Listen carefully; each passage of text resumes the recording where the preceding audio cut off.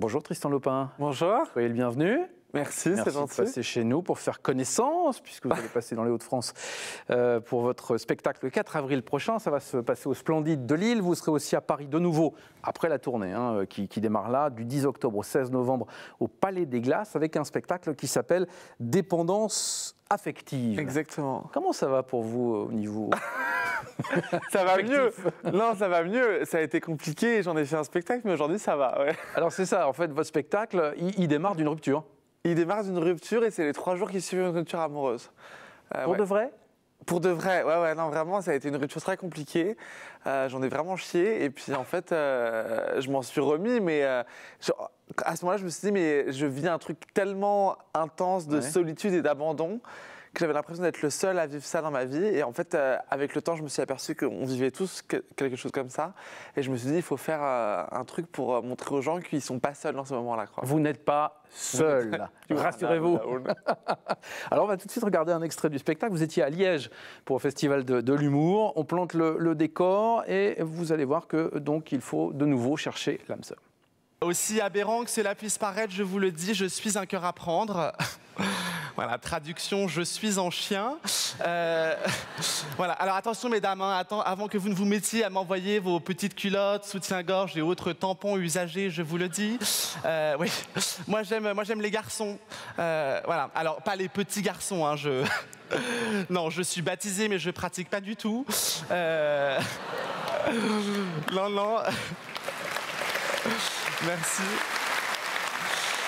Non, moi j'aime les garçons de mon âge, un peu plus jeunes, un peu plus vieux. Enfin, je suis assez open. Trop peut-être. Ouais. Non, en fait, je veux dire, le problème que j'ai, c'est qu'en fait, depuis que mon premier amour m'a quitté, enfin, a ruiné mon existence à tout jamais, je ne tombe que sur des connards. Oui. Toi aussi, ma chérie? Ouais. Non, c'est pas une question, ça se voit. Tu sais. Ouais, non, mais il n'y a pas de souci, vous savez, moi aussi, hein, et le pire, c'est que j'adore ça, tu sais, et je leur trouve des excuses de ouf, hein. Ah, moi, il y a des mecs, ils auraient pu me proposer une tournante dans une cave, ah, j'aurais trouvé ça hyper sympa d'avoir rencontré un mec qui a le sens du partage, quoi. Ah, mais je m'en souviens très bien quand il m'a quitté, vous savez, il a fait un truc très chouette, il a pris mon cœur dans sa main, il l'a jeté par terre, il l'a piétiné, il a craché dessus, il s'est torché le cul avec un rouleau à pâtisserie, il l'a étalé, il l'a aspergé d'essence, il l'a fait flamber, il l'a découpé en petits morceaux qu'il a mis dans un mixeur avec son ego, mon amour-propre, tous nos bons souvenirs, il a tout bouffé et il me l'a chié sur la gueule. Ça n'a vraiment pas dû être facile. Non. Comment on arrive à en faire un spectacle drôle? En vrai, moi, quand j'ai écrit des textes là-dessus, au début, c'était des textes qui étaient très tristes. Et puis après, avec le recul, on prend du recul là-dessus et on ajoute une dose de cynisme. Et en fait, on se fout un peu de notre propre gueule parce qu'en vrai, il y a quand même des moments où on est vraiment pathétique et avec le recul, on se dit, bon, en fait, c'était un peu too much, quoi. Parce qu'on croit toujours qu'on va jamais s'en sortir et en fait, on finit par s'en sortir. Avec le temps, tout va mieux. C'est pas, alors, vous êtes gay, hein, bien évidemment, et vous le dites dans ce spectacle, c'est pas un spectacle communautaire. Non, alors c'est un. Je veux dire, je m'en cache pas du tout, mais c'est pas du tout un spectacle qui parle de la communauté homosexuelle ni rien. C'est un spectacle qui parle de la déception amoureuse de manière générale. Et preuve en est, moi sur les réseaux sociaux, même dans ma salle, en général, c'est beaucoup de filles qui sont là. Ouais. Pourquoi? Parce qu'elles sont plus. Parce que moi, je pense que les filles et les mecs ont tous vécu ces histoires-là, mais que les filles sont plus aptes à en parler de manière ouverte et assez frontale, alors que les mecs en parlent, mais en plus petit comité. Moi, j'ai plein de potes hétéros qui m'en parlent, mais c'est moins ouvert, alors qu'avec mes copines, c'est toujours des conversations autour de bouteilles de vin rouge le soir. Mais ça touche tout le monde, quoi. Ouais. C'est juste que les filles sont plus ouvertes sur ce sujet-là. Alors, il y a la rupture, il y a effectivement la reconstruction, mais pas que, c'est aussi un regard sur la société d'aujourd'hui. Ouais, c'est une critique parce qu'on est tous, en tout cas les trentenaires et même les générations d'avant, on est tous très soumis à cette pression de la société de devoir cocher des cases, d'avoir un CDI, d'avoir quelqu'un, d'avoir un appartement qu'on va acheter, d'avoir des enfants. Et moi, j'ai ressenti cette pression-là et je me suis dit, mais en fait, il faut faire un truc pour dire aux gens, même si à 30 ans, vous n'avez pas tout ça, c'est pas grave en fait. On peut être heureux autrement, quoi. Vous étiez dans le cinéma auparavant? Ouais. Qu'est-ce qui vous a amené sur le devant de la scène pour le coup, puisque vous étiez plutôt derrière la caméra? Ouais, moi je voulais être réalisateur, donc j'ai réalisé 2 courts-métrages et après j'ai été costumier.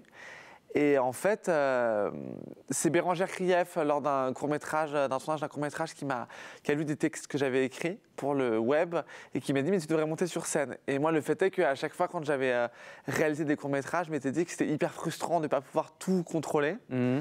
Et en fait, c'est vrai qu'en écrivant mon spectacle et en commençant à jouer sur scène, je me suis dit c'est une chouette alternative parce que du coup, je peux raconter l'histoire que j'ai envie de raconter.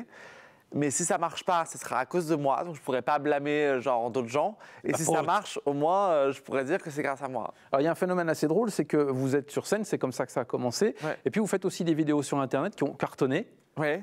À l'origine, c'était pas du tout pour faire des billets, c'était vraiment pour vous faire connaître. C'était parce que quand on commence à jouer un spectacle, personne nous connaît et du coup comment donner envie aux gens de venir, aller flyer à la sortie des théâtres, on est toujours 15 à le faire et du coup je me suis dit vu que j'avais fait une école de cinéma, la vidéo ça me semblait être un support intéressant et puis il s'avère que ça a marché donc tant mieux. Qu'est-ce que ça vous a apporté, mis à part des spectateurs, est-ce que ça vous a aidé aussi dans l'écriture ? Ouais, déjà ça m'impose d'écrire régulièrement sur des sujets qui sont très différents de ceux que j'aborde dans le spectacle. Et du coup, ça m'a permis une certaine liberté en fait d'aborder d'autres sujets qui sont quand même moins légers que ceux que j'aborde dans le spectacle, parce que dans mes vidéos, il y a vraiment des sujets assez compliqués, quoi. Je peux parler aussi bien de la manif pour tous que de l'avortement, que mais toujours avec humour. Body shaming, mais toujours avec humour, parce que je pense vraiment que l'humour permet de faire avancer les mentalités, parce que quand c'est pas trop paternaliste et moralisateur, le vélo tourne toujours et je me dis toujours les gens vont se dire que ils ont entendu ça quelque part et peut-être c'était pas si idiot que ça, quoi. Alors vous avez adoré le premier extrait, voici le deuxième extrait de votre spectacle où là vous vous expliquez quel type de garçon vous cherchez. Il n'est pas difficile en plus. Autant vous dire que quand je me mets en tête de rencontrer un mec, je fais pas les choses à moitié, hein. Déjà il faut qu'il soit beau. Parce qu'un mec moche vis-à-vis des gens dans la rue, je trouve ça toujours assez inconfortable. Tu vois, ouais. Non, mais parce que moi, je pars du principe que je juge les gens. Hein, donc, les gens me jugent forcément en retour. Hein, c'est un truc de karma.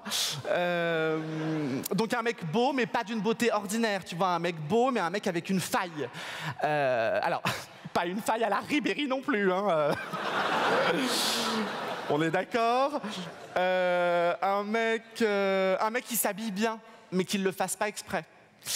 Un mec viril, mais dans les yeux duquel tu sens que lui aussi, il a été un enfant. Un mec romantique c'est chouette, c'est en même temps hyper macho. Tu vois, si le mec pouvait me mettre un petit coup dans la gueule de temps en temps, ça serait chouette. Ouais.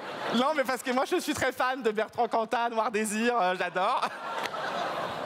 Ouais. Alors, évidemment, je ne pensais pas pouvoir mettre la main tout de suite dessus. Hein. Il paraît que je ne suis pas tout seul sur le créneau ours sauvage à apprivoiser à tout prix. Et pourtant, je vous dis ça, mais je crois que je l'ai rencontré.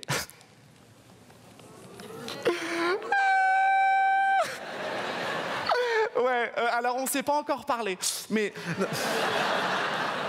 Non, mais je sens qu'il se passe un truc entre nous, tu sais. Je nous vois dans une grande salle avec beaucoup de monde, je vois des fauteuils rouges. Il est seul. Je suis seul. C'est toi que je regarde, bébé. Ça a marché avec lui ou pas ? Ça marche avec tous les mecs. Faut allier le plaisir et l'agréable. Ouais, c'est important. Ouais. Eh bien, absolument. On se fera une opinion le 4 avril prochain au Théâtre du Splendide à Lille pour découvrir le spectacle de Tristan. Et puis on rappelle aussi la tournée et le Palais des Glaces à Paris à partir du 10 octobre jusqu'au 16 novembre. Le spectacle s'appelle Dépendance affective. Un grand merci Tristan d'être venu. À très bientôt.